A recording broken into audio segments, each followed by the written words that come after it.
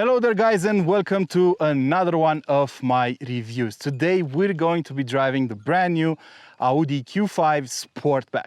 This is a brand new model from the German brand. It was created as a rival for the BMW X4 and the Mercedes-Benz GLE Coupe. Now, this has been a long time coming because those two models were unchallenged by Audi so far in this segment of SUV coupe models. And we're going to find out everything about it today. It's built on the same platform as the new Audi Q5, and that's the MLB Evo platform. And the one we're testing today is the top of the range model without going into the S or RS versions. This is the plug-in hybrid 55 TFSIe plug-in hybrid version. But I'm going to talk about the engine later on. In terms of design, just like it's the case with the BMW or the Mercedes, everything is basically the same up until the B pillar compared to the Q5. So up front, you'll notice the huge grille, the huge uni grille as Audi calls it, but this car has a special option on that deletes all the chrome bits from up front, and I think it looks really good. Even though the grille is absolutely huge, it's well integrated in the front design. The headlamps can be fitted with OLED technology and laser headlights. Laser technology for the headlights, so they look really good and have a little dancey dance when you unlock or lock the car.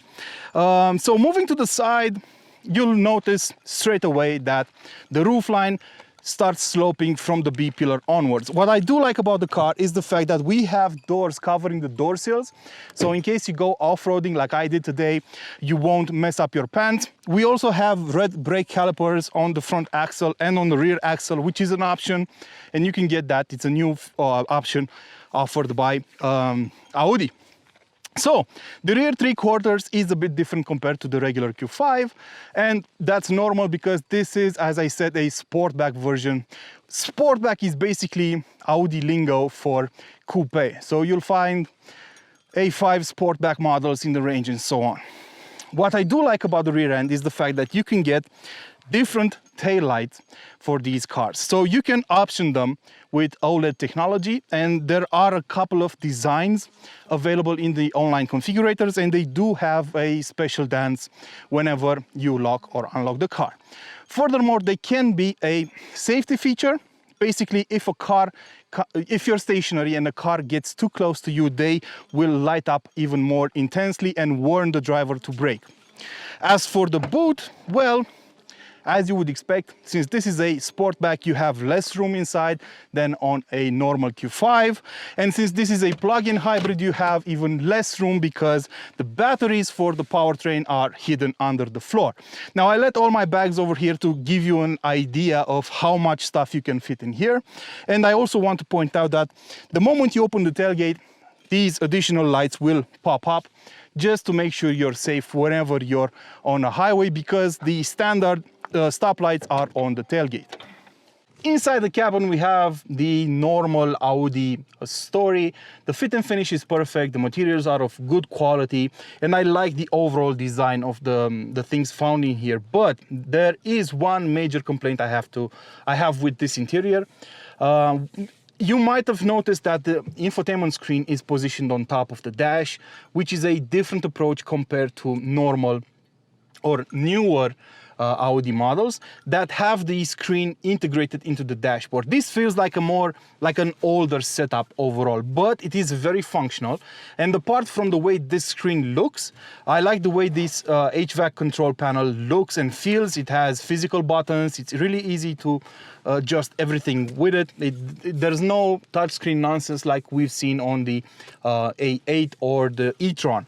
The center console is thick and just like you would expect in a modern German car. We have some gloss black elements over here, but that's not going to be a huge issue. Sure, they will attract a lot of dust and fingerprints, but that's that. I like the way the gear shift knob is made and the materials used for it. We have perforated leather over here. The center armrest is adjustable and you have plenty of small storage spaces around here. But one mention I have to make is that the phone, your phone, I mean modern day phones, won't really fit in any of these spaces over here because they are basically too big and the spaces are too small. The only space you're going to be able to fit your phone in is in here if the phone is not huge. I mean, it will depend a lot. The good part is that we have Android Auto and Apple CarPlay on this car, and they are displayed on the whole screen, not windowed like it would be in a Mercedes-Benz, for example. But overall, the materials feel great. The seats are optional on this car. They are the S-Line seats with leather on the sides and Alcantara finishing on the center. They look, feel, and are pretty great at everything. I mean, you have great side support and you don't feel any back pain on longer trips. The steering wheel is part of the S-Line package as well, with perforated leather on the sides and normal leather up top and on the bottom.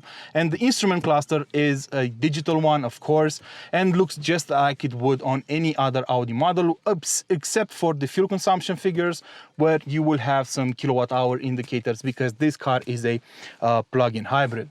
As for the back seats, well, it's an interesting story because according to Audi, the fact that the Sportback has a sloping roofline means that you will lose only 6 millimeters of headroom in the back. And to be fair, there is ample room in here. Maybe not ample, but it's a decent amount of room, especially compared to the BMW X4 and the Mercedes GLC Coupe. So I have the driver's seat adjusted to my comfortable driving position. I'm 6 feet tall and about 250 pounds, and I'm sitting in the back. And I have some knee room, I'd say about 2 inches of knee room, and I can sit up straight up, which means I will touch the roof just a tiny bit, but overall I feel like I have enough room in here. Now, we also have a generous armrest with 2 cup holders over here, and the most important feature in the back of the Q5 is the fact that you get sliding seats and you can also adjust the backrest angle. And that is something you don't get in the BMW X4, for example, and allows you to fit more luggage in the back or offer your passengers a bit more comfort or modularity in terms of space. When you get behind the wheel of the new Audi Q5 Sportback 55 TFSIe, that's a long name, you start to notice a couple of things. First of all, just how quiet the car is. This is a plug-in hybrid, so whenever you set off, if the battery has been charged like at least a quarter, the car will set off in EV mode. You have a button over here that allows you to choose between different driving modes, but the car will set off in EV mode by default. And you also have an auto hybrid mode, which allows the car to choose for itself what's the best way of moving around. And you also have a 2 modes for the battery. One that uses the internal combustion engine to charge the battery, and one that uses it to maintain its charge level in case you want to use the battery later on, maybe when you get inside the city or something like that. So it's very quiet in here. And the car we're driving has the optional air suspension fitted on, which is a dream. It soaks up the bumps so easily. It's so quiet. It is absolutely incredible. And I think it's one of the best setups in this segment right now, because other cars don't even get air suspension, not even as an option. And this air suspension also allows you to raise the ground clearance of the car if you want to take it off-road or something like that. Or you can lower the rear axle alone to feed some luggage in there in case you need it. So it makes your life easier.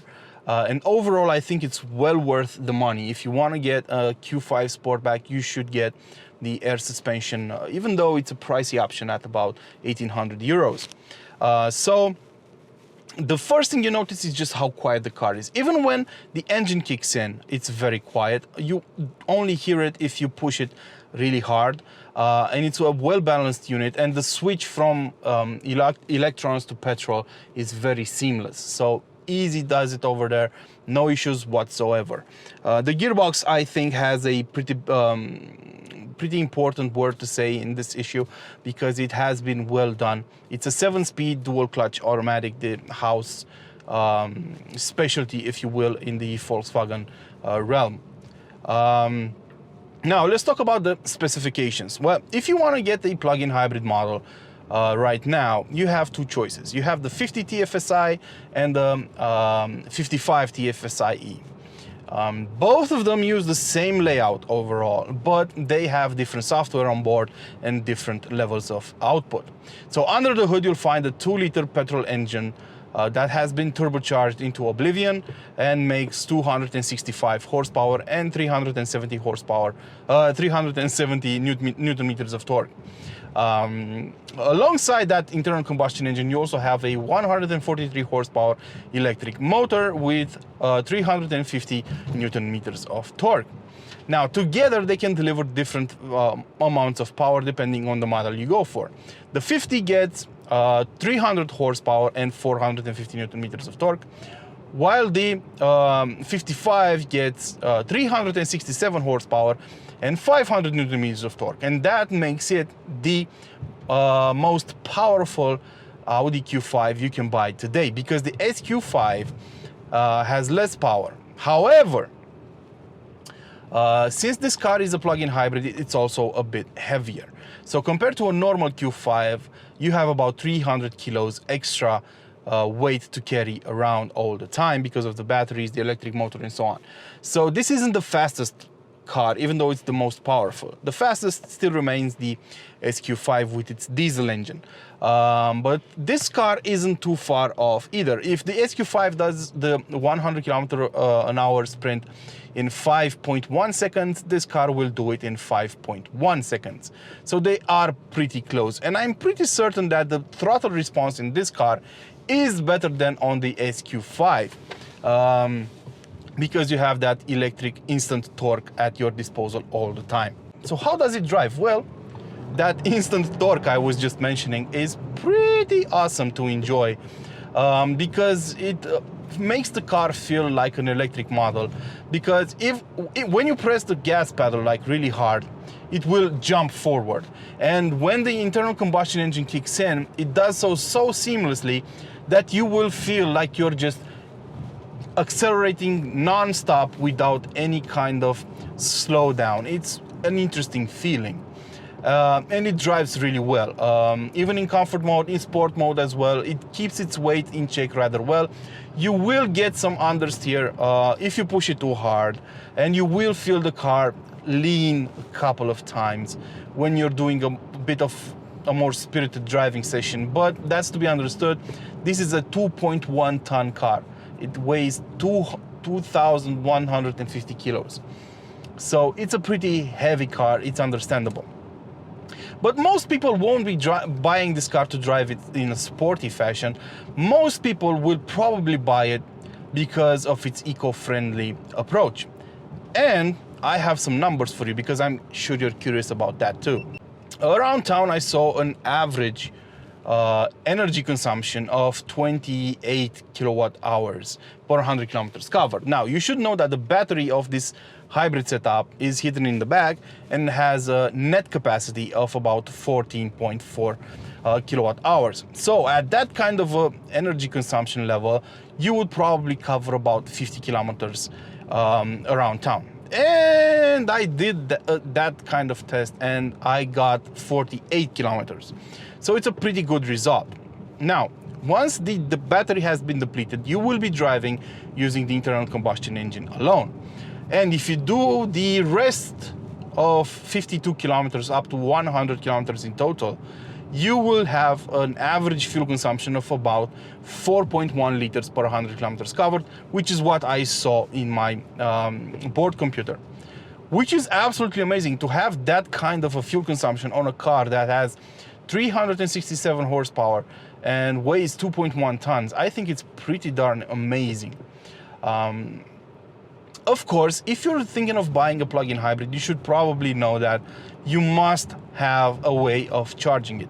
If you don't, you're not going to go anywhere. I mean, it's going to be pointless because these cars have been designed to be used as plug-in hybrids. So you are supposed to charge them and use them in electric mode as much as possible.